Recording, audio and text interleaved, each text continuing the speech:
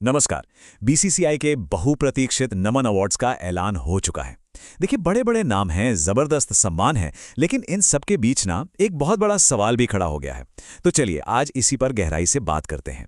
तो देखिए, सबसे बड़ा खिताब बेस्ट क्रिकेटर का अवार्ड वो गया है शुभमन गिल को। लेकिन हर क्रिकेट फैन के मन में एक ही सवाल है, यार इस पूरी लिस्ट से रोहित शर्मा और विराट कोहली जैसे दिग्गज गायब क्यों हैं?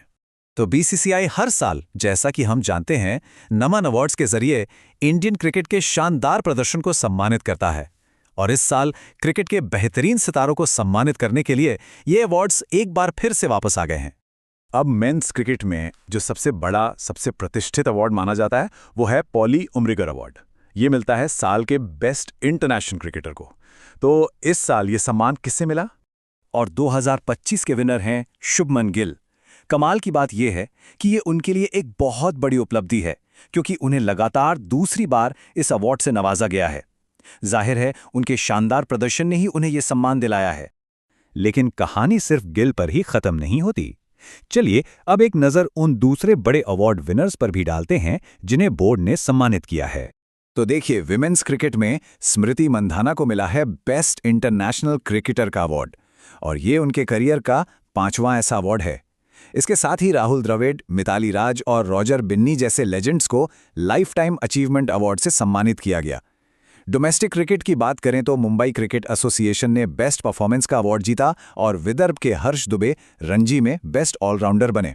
तो चलिए अब वापस आते हैं उस सबसे बड़े सवाल पर जिससे हमने ये बातचीत शुरू की थी। आखिर इंडिया के दो सबसे बड़े सुपरस्टार रोहित और विराट इस अवार्ड लिस्ट से बाहर क्यों हैं? और इसका जवाब इस एक लाइन में छिपा है। वजह यह है कि वो दोनों अब सिर्फ एक ही फॉर्मेट खेल रहे हैं, और जब कोई खिलाड़ी सिर्फ एक फॉर्मेट पर फोकस करता है तो उसके लिए ये अवार्ड जीतना थोड़ा मुश्किल हो जाता है। इसी को कहते हैं वन फॉर्मेट फोकस। मतलब ये एक ऐसी स्ट्रैटेजी है जहां एक प्लेयर इंटरनेशनल क्रिकेट के तीनों बड़े फॉर्मेट्स टेस्ट, वनडे और टी20 के बजाय सिर्फ एक पर ही अपना पूरा ध्यान लगाता है। इसको ऐसे समझिए, यहाँ दो अलग अलग अप्रोच हैं। एक तरफ है शुभमन गिल जो टेस्ट, वनडे और टी20 तीनों फॉर्मेट में खेल रहे हैं, जिससे उन्हें परफॉर्म करने के ज्यादा मौके मिल रहे हैं। और दूसरी तरफ हैं रोहित और विराट, जिनका फोकस अब एक ही फॉर्मेट पर है। इसका सीधा सा मतलब है कि उनके पास परफॉर्म करने के मौके गिल की तुलना में कम थे।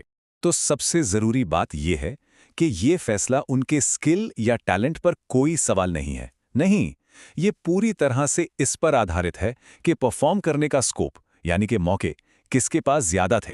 अच्छा, तो अब आगे बढ़ते हैं और ये समझने की कोशिश करते हैं कि ये पूरी सिचुएशन इंडियन क्रिकेट के फ्यूचर के लिए क्या संकेत दे रही है। और ये हमें एक बहुत ही दिलचस्प सवाल पर लाकर छोड़ देता है। क्या शुभमन गिल की ये लगातार दूसरी जीत इंडियन क्रिकेट में एक नए दौर की शुरुआत है? एक ऐसा दौर जहां ऑल फॉर्मेट खिलाड़ियों का ही बोलबाला रहेगा? सोचने वाली बात है ना यार।